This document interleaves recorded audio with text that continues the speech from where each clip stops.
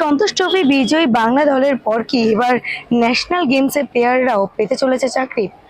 আজ এই কারণে কিন্তু নেতাজি ইন্ডোর স্টেডিয়ামে আসা এবং আজ 28শে মে দুপুর 1টার সময় কিন্তু ন্যাশনাল গেমসে মানে 38তম ন্যাশনাল গেমসে যারা পদক পেয়েছে তাদের কিন্তু চাকরি দেওয়ার বিষয় একটি শিবির খুলেছিল। কিন্তু জানা গিয়েছে এটা কিন্তু চাকরি দেওয়ার বিষয় একটি ভেরিফিকেশন হচ্ছে এবং এই ভেরিফিকেশনে যারা খেলোয়াড় তাদের বাবা মা এবং খেলোয়াড়রা নিজেরা কি বলছে রয়েছে আপনাদের জন্য। বলছি তুমি কোন বিভাগের অ্যাথলেট ছিলে? একটু দাঁড়ান। আজকে এখানে কেন এসেছিলে? আজকে আমাদের জবের অ্যাপ্লিকেশনের জন্য এখানে ডাকা হয়েছিল, ডকুমেন্ট ভেরিফিকেশন। আচ্ছা, তুমি কোন বিভাগের অ্যাথলেট ছিলে?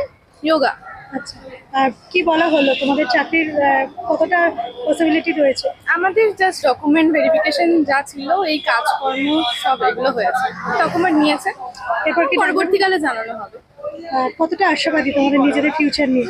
অবশ্যই আশাবাদী হবে, তো একটা আশা রাখছি অবশ্যই হবে। আর এর আগে যখন সন্তোষ হতে এখন চাকরি পাওয়ার কথা ছিল তখন কিন্তু আমরা দেখেছিলাম মানে কুইক অ্যাকশন হচ্ছে, এবার কি একটু অ্যাকশনটা স্লো হচ্ছে? না, সেরকম আমি যেহেতু এবছর আমার প্রথমবার ন্যাশনাল গেমস, আমার এই সম্বন্ধে ধারণা নেই কিভাবে কি কাজকর্ম হয়, কিন্তু আমাদের গেমের পরপর থেকেই আমাদের নোটিফাই করা হয়েছে এইসব বিষয়ে। আশা এখন করি কতটা আশাবাদী এবং কতটা ভালো লাগছে তোমাদের এই উদ্যোগটা? হ্যাঁ, অনেকটাই ভালো লাগছে অবশ্যই, এবং আশাবাদী আমরা অবশ্যই হবে।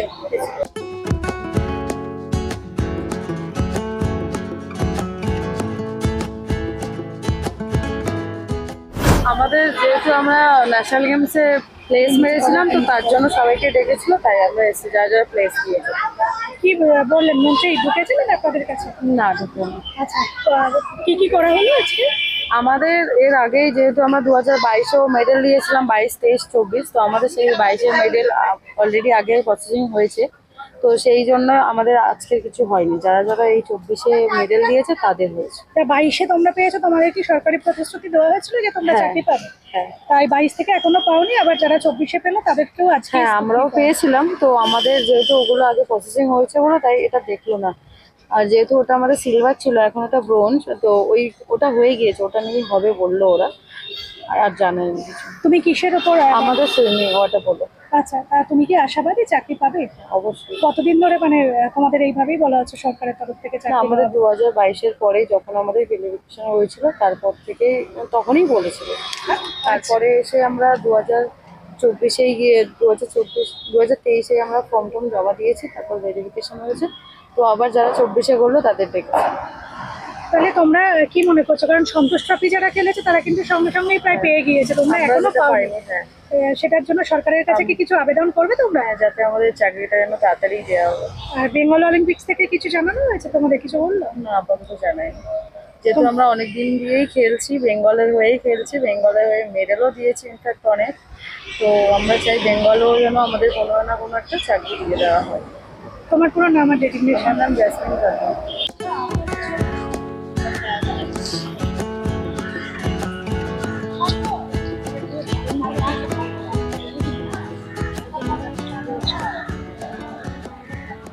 চাকরির জন্য বলা হয়েছিল, গভর্নমেন্ট জবের জন্য, যারা ন্যাশনাল গেমসে 38 ন্যাশনাল গেমসে মেডেল উইনার আছে তাদের জন্য। ওই জন্য আমরা সবাই এসছি এখানে, যাদের যাদের বাচ্চারা মেডেল পেয়েছে তার জন্যই আমরা এসছি। আপনার মেয়ে কোন বিভাগে খেলেছিল? রাইফেল শুটিংয়ে ব্রোঞ্জ মেডেল মিক্স টিমে। কবে থেকে ও জয়েন করতে পারবে চাকরিতে, সেরকম ক্ষেত্রে কি কোনো আশা জাগালো সরকার? না, এখনো কিছু জানাইনি, আমরা ওই বাইরে ওয়েট করছি, এখন বাচ্চারা যতক্ষণ না বেরোচ্ছে আমরা তো বলতে পারছি না। মানে আজকে শুধু ভেরিফিকেশনের জন্য ডেকেছে? হ্যাঁ, ভেরিফিকেশনের জন্য একটা ফর্ম ফিল আপ করলো, ওরা ফর্ম ফিল আপ করিয়ে ভেরিফিকেশন করেছে। কোনো কনফার্মেশন আছে? না, এখনো কবে কি করবে সেটা কিছু বলেনি। আপনার নাম? নাম পিঙ্কি ভাওয়াল। আর আপনার মেয়ের নাম? ইস্মিতা ভাওয়াল। কি বলছে, কবে থেকে জয়েন করতে পারবে? সেটা এখনো কিছু বলেনি, ঠিক আছে, বললো আবার একদিন ডাকবে হয়তো, ঠিক আছে। তা এখন আমরা যাচ্ছি আইএফএ অফিস, আইএফএ অফিসে আমাদের এই বলেছিল চেক দেওয়ার কারণ কথা ছিল, চেক দিয়ে দেওয়া হচ্ছে। কতটা আশাবাদী চাকরির ক্ষেত্রে আপনারা? আশাবাদী তো আছি, যেহেতু মুখ্যমন্ত্রী কমেন্ট করেছেন যে চাকরিটা দেবেন, নিশ্চয়ই উদ্যোগটাকে কিভাবে দেখছেন? খুব মানে আমরা এই উদ্যোগটা খুব ভালোভাবে দেখছি, যেতে এটা করা উচিত। ধরুন আমাদের যে মেয়েরা গেম খেলছে, যে কোনো ইভেন্টে, ফুটবল, ক্রিকেট, যাই হোক, এরা যে চাকরির একটা আশা যদি থাকে, তাহলে তো সবাই মন খুলে খেলতে পারবে। খোখো বিভাগে অংশগ্রহণ করেছিলাম 38 ন্যাশনাল গেমসে। আমরা ওখানে ব্রোঞ্জ পেয়েছিলাম। আমাদের মাননীয় মুখ্যমন্ত্রী মহাশয় উনি বলেছিলেন যারা জাতীয় পর্যায়ের গেমসে যদি গোল্ড বা ব্রোঞ্জ বা সিলভার মেডেল পায় তাদেরকে চাকরির জন্য মানে চাকরি দেবে, ডাইরেক্ট জব দেবে, ঠিক আছে। কতদিন পর তোমাদের ডাকা হলো? আমাদের মোটামুটি 2 মাস পরে ডাকা হয়েছে। আচ্ছা, কতটা আশাবাদী? আমরা সম্পূর্ণই আশাবাদী, 100%-এর মধ্যে 90% আশাবাদী যে চাকরি দেওয়ার জন্য। পরবর্তী তারিখ কিছু দেওয়া হয়েছে? পরবর্তীকালে এখনো তারিখ দেওয়া হয়নি, হয়তো এরা বলেছেন সব ফর্ম ফিল আপ হচ্ছে, ফর্ম ফিল আপ হওয়ার পরে এগুলো নবান্নে পাঠাবে, নবান্নে থেকে যে ডিপার্টমেন্টে, হোম ডিপার্টমেন্টে বা সিভিল ডিপার্টমেন্টে কাগজ পাঠিয়ে দেবেন, সেই হিসেবে তারা মেজারমেন্ট করার জন্য, পুলিশ পার্সন যারা আছে তাদের মেজারমেন্ট করার জন্য ডাকবে।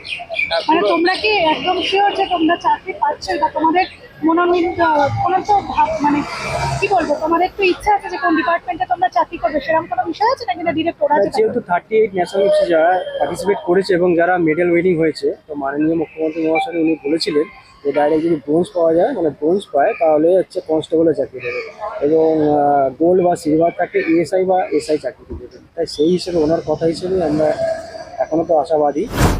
শুনলাম তাদের কথা, এবং আপনারা বুঝতে পেরেছেন যে প্লেয়ার থেকে তাদের বাবা মা সকলেই কিন্তু আশাবাদী, এবং তারা কিন্তু সকলেই মমতা বন্দ্যোপাধ্যায় অর্থাৎ আমাদের মুখ্যমন্ত্রীর কথায় কিন্তু আশ্বস্ত, এবং তারা কোন বিভাগে চাকরি পাবে সমস্তটুকুই কিন্তু তারা কিন্তু বললেন তাদের হিসেব মতন। তবে এখন দেখার কিন্তু একটি বিষয় যে ন্যাশনাল গেমসে প্লেয়াররা আদৌ চাকরি পাচ্ছে কিনা, কারণ সন্তোষ ট্রফির প্লেয়াররা যখন চাকরি পেয়েছে তাদের কিন্তু তৎক্ষণাৎ কাজ হয়েছিল, কিন্তু ন্যাশনাল গেমসে প্লেয়ারদের কি সেই জিনিসটাই হবে, এটি কিন্তু দেখার। এবং এই প্রশ্নটা কিন্তু রয়ে যাচ্ছে আজকের এই অর্থাৎ চাকরি দেওয়ার শিবিরের বা চাকরির জন্য এই ভেরিফিকেশনের নেতাজি ইনডোর স্টেডিয়ামে। যাই হোক, এই সমস্তটুকু আপডেট তো আজকে দিলাম, আর আগামী আপডেটের জন্য অবশ্যই দেখতে হবে বাংলার পালস টিভি। বাংলার পালস টিভি দেখতে একদমই ভুলবেন না।